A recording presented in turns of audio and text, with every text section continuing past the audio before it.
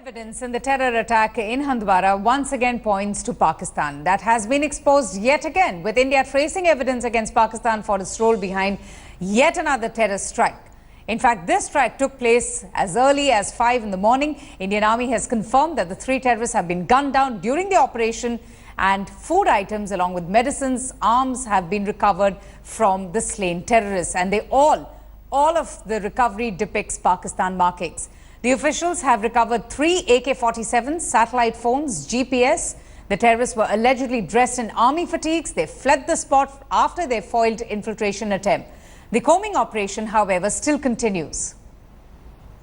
A terror bid foiled by the Indian Army, and right now on display here is the items that have been recovered by the 3 terrorists, those who have been gunned down by our security forces. The entire bid of the terrorists was to storm the camp. They are believed to be Pakistanis, Fedayeen, those who had come across the border, and you can see the recoveries that have been made. Let me just take you through from step by step what we have here. These are the gloves that have been recovered from those 3 slain terrorists. There are ropes here, dry fruits, usual material that these terrorists carry with them, instant energy, biscuits, dry fruits. You can see some almonds here along with some other dry fruits and biscuits.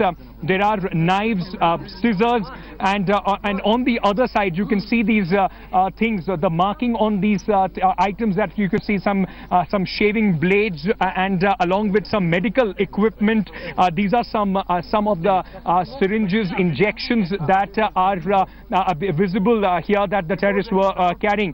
These are some batteries, very important aspect as far as making IEDs and other things are concerned. Let me also very quickly show you how Pakistan has been exposed in this.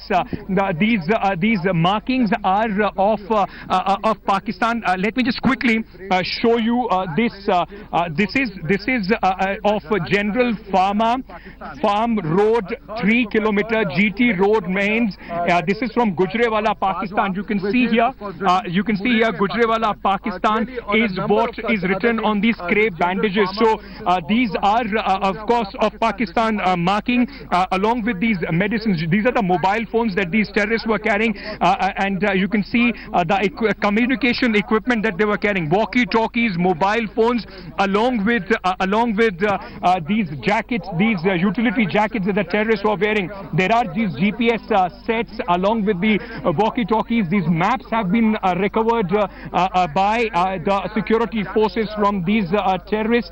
Along with that, you can also on the other side see the diaries and other equipment that have been things that have been written in Urdu, some coded language here of possibly the terror, the markings and the target that they were given. Apart from that, some Indian currency has been recovered, and very important to see those AK-47s, the assault rifles, 2 of them with the under barrel grenade launchers. These are modified rifles that are there, plus these you can see these bullets that have been found, the cartridges, the magazines there. You can see some bullet holes. They of course must have been ensued when these terrorists were gunned down. All this have been recovered from the terrorists. I can also show you these things, these medicines that have been recovered. Most of them have in fact Pakistani marking, and apart from these things that you see, in fact the shaving blade and other batteries and all very clearly marked from Pakistan. These are Chinese batteries, other pouches and equipment. So very clear indication that these terrorists were from across the border. What sources are telling us, these were 3 Fedayeens from across the border, Pakistani Fedayeens. Their main aim was to try and enter the army camp like they did in Uri and inflict maximum damage. Security forces on the alert thwarted this attack and killed 3 of these terrorists. Ankit Tyagi in Langot, India Today. Okay, that was Ankit Tyagi getting us a report about that recent infiltration bid that has been foiled. But now joining us is India Today's executive editor, Gaurav Sawant. Gaurav, these terrorists seem to be, continuing to follow their trademark style of carrying out a Fedayeen attack by dressing up as dressing up in army fatigues and firing indiscriminately, with this main aim of them to, mount heavy casualties on the security forces. But maybe now the Indian Army has seen through their game, which has been on extremely high alert post what had happened in Uri. There is a bigger pattern to these terror attacks. What happened in Uri was preceded by the terror attack that took place at the brigade headquarters in Poonch, on the other side of Pir Panjal. What security forces are telling India today is that ever since the surgical strike into Pakistan-occupied Kashmir, the terrorists are desperate to at least have one big kill on the Indian side. And that is why this appears to be a fresh lot of terrorists who've been launched to strike back. Were they launched from across line of control after the Uri terror strike, after the surgical strike, or were they waiting here and are striking only now? That's a matter of investigation. But if you look at the equipment that has been recovered from these terrorists, and especially the global positioning systems, 3 of them, and the 2 mobile phones, along with the new matrix maps. Now that will be a goldmine of information, Avantika, because the GPS will tell security forces the route that these terrorists took. All of that would be marked. Also, the mobile phones will carry a lot of information, not just pictures of who they were with, where they came from, but also who they were in touch with, where were they getting incoming calls, what were the outgoing calls they were making. That would be a goldmine of information as far as busting the terror module is concerned. Because if these terrorists had been here for some time, what was the local support they had? And that local support needs to be dealt with. So while the army is the sword arm, it's the police and the intelligence agencies who are now mounting intelligence-based operations to weed out the local support. Absolutely. Just stay with me. In fact, I want to talk about that local support and sleeper cells in just a bit. But first up, let's just listen into what the commanding officer, Colonel R. Saharan, had to say about the recovery of those arms and medicines, etc. Our quick reaction team was activated.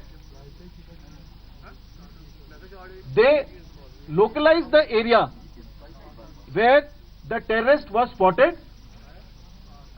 and after that we carried out sanitization of that localized area, in which 3 Pakistani terrorists were eliminated.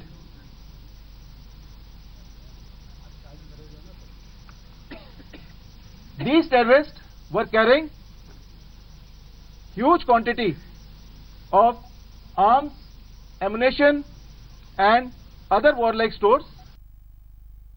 Now, Gaurav, when the Uri attack had taken place, I remember you had mentioned that the first aim will be to mount an operation to dismantle the sleeper cells, would be immediately activated, also to upscale surveillance. We all know that security has been enhanced at all, at all vital border areas, at all the important establishments. But what is being done on the ground? You were talking about the local support, the kind of methods being done to activate those sleeper cells. How is the Indian Army and the CRPF and the BSF tackling with that?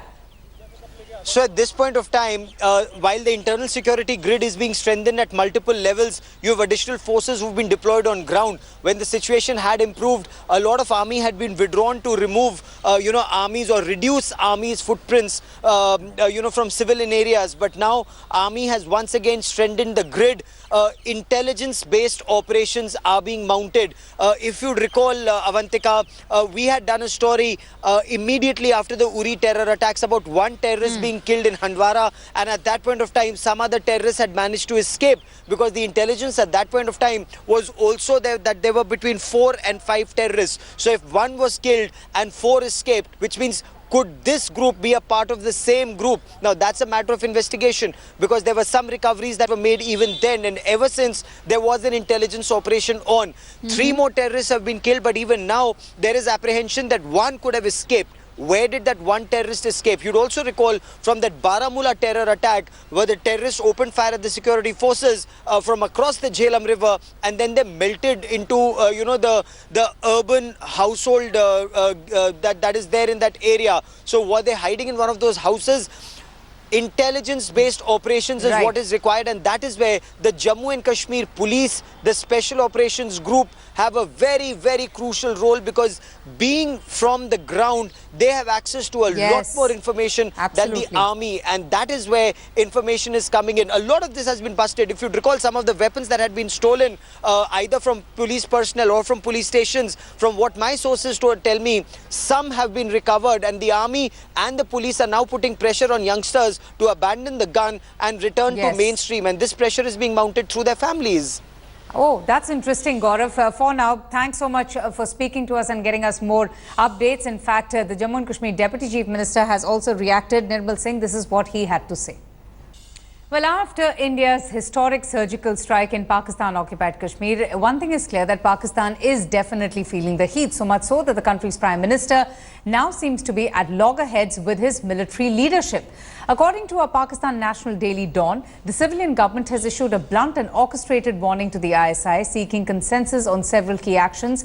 Their message being very clear, quote-unquote, act against terrorists or face international isolation. Reportedly, Pakistan has agreed to 2 sets of actions. That is, first, ISI DG General Rizwan Akhtar has been asked to take on as an inter-provincial tour of the 4 provinces. Now, the rationale behind this is that the military-led agencies cannot interfere if law enforcement acts against terror groups. And second is that the Pakistan Prime Minister Nawaz Sharif has reportedly directed that fresh attempts be made to conclude the Pathankot investigation and restart the stalled Mumbai terror attacks-related trials in the Rawalpindi anti-terror court. This was decided apparently at a meeting chaired by Nawaz Sharif in the presence of the cabinet, civil and military officials. Jugal Purohit joins us for more on this.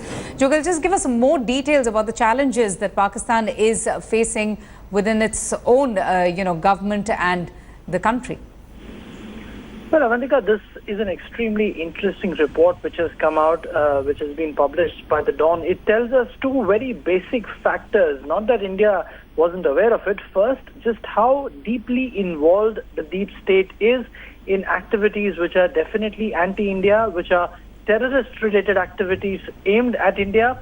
And the second part, of course, is the attempt, or rather the conflicting scenario within the establishment, where the Nawaz Sharif-led civil administration is actually using the Foreign Office and the international pressure mounted on it to actually try and rein in the army. However, Avantika, having said this, let me also share with you how the Indian establishment is viewing it. There are 2 factors. First is the fact that General Rahil Sharif is retiring in the end of November. Indian establishment is keenly watching just what are the actions of that army chief going to be like.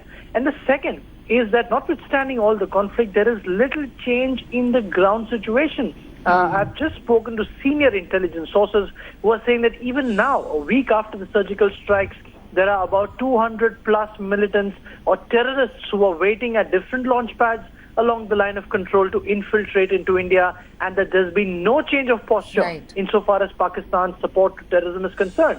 So while that report is on one side, the situation on ground is completely on the other side. Back to you. All right, Jugal, thanks so much for joining us and explaining things for us and what really is going on inside Pakistan at a time like this.